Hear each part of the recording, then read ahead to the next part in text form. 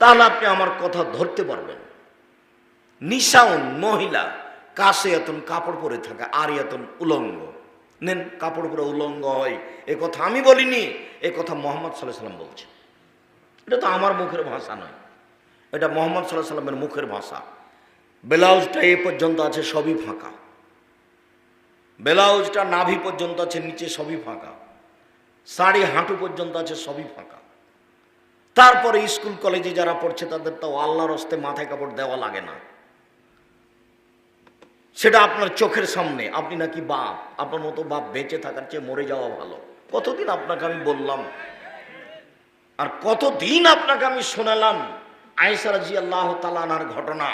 আয়েশা রাদিয়াল্লাহু তাআলা আনহা বলছেন যে আমার হার হারিয়ে গেল, হঠাৎ করে হার খুঁজে পায় না, হার খুঁজে পায় না।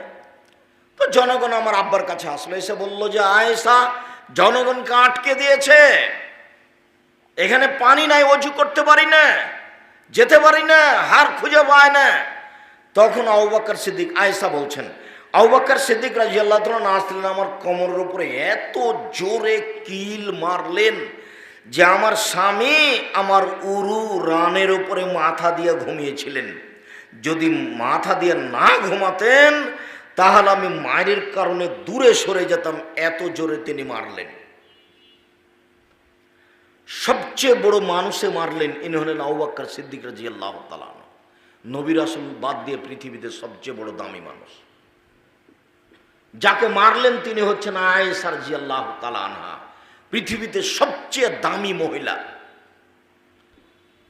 যার সামনে মারলেন তিনি হচ্ছেন মুহাম্মদ সাল্লাল্লাহু আলাইহি সাল্লাম জামাই।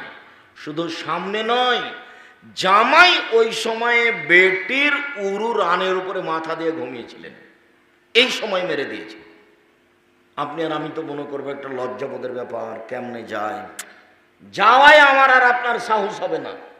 বুঝাতে পারলাম না মনে হয়, যে বেটির উরু রানের উপরে জামাই মাথা দিয়ে শুয়ে আছে আর আমি সেখানে যাব শ্বশুর হয়ে, এটা আমাদের দেশে মানাই না, আমরা যেভাবে চলি।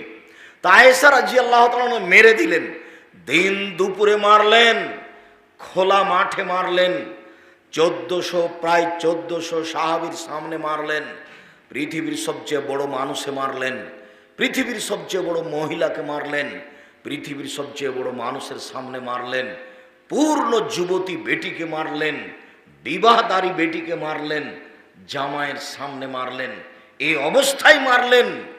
আর আমার মেয়েটা ওখানে বেঢঙ্গা হয়ে বসে আছে, আমি তাকে ধমকও দিতে পারি না, মাথায় কাপড় না দিয়ে